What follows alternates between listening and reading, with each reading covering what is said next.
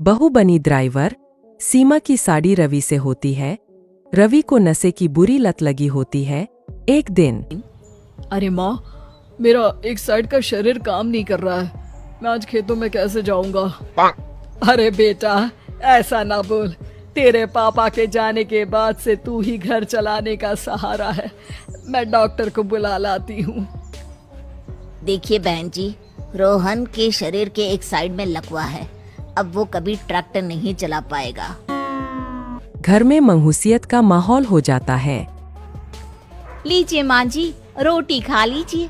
अरे बेटा, मुझे तो भविष्य की चिंता हो रही है। मेरा एक ही बेटा है और वो भी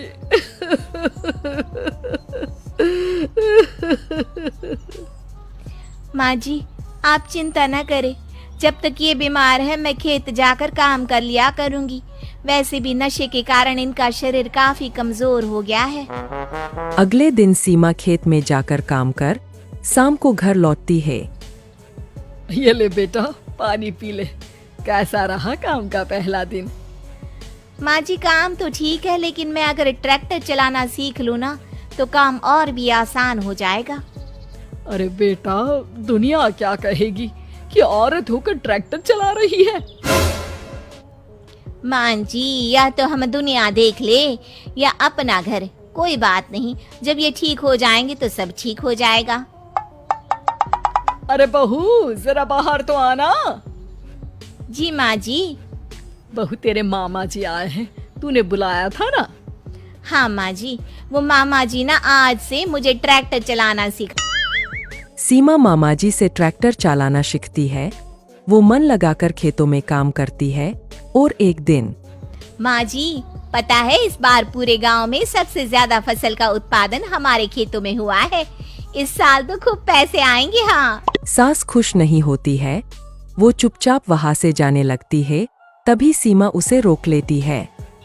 क्या हुआ माँ जी, आपको खुशी नहीं हुई?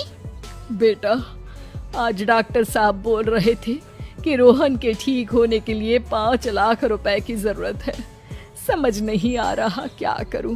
सीमा शांत हो जाती है। अगले दिन सास सीमा के पास आती है।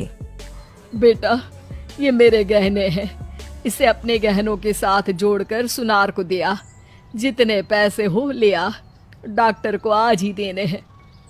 सीमा अपने गहने और सास के गहनों को लेकर दुकान में बेचकर पैसे लेकर घर आ जाती है।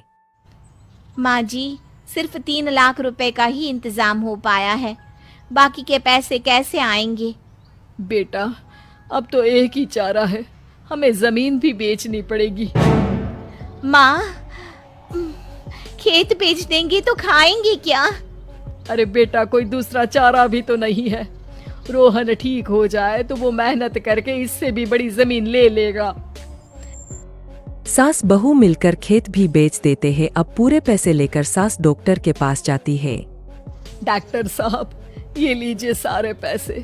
बस किसी तरह मेरे बेटे को ठीक कर दीजिए। आपका बेटा ठीक तो हो जाएगा, लेकिन 6 महीने का समय लगेगा। सास बहू सोच में पड़ जाते हैं कि अब तो कोई जारिया भी नहीं रहा जहाँ से उन लोगों की कमाई हो। अब कमाएंगे नहीं तो खाएंगे क्या?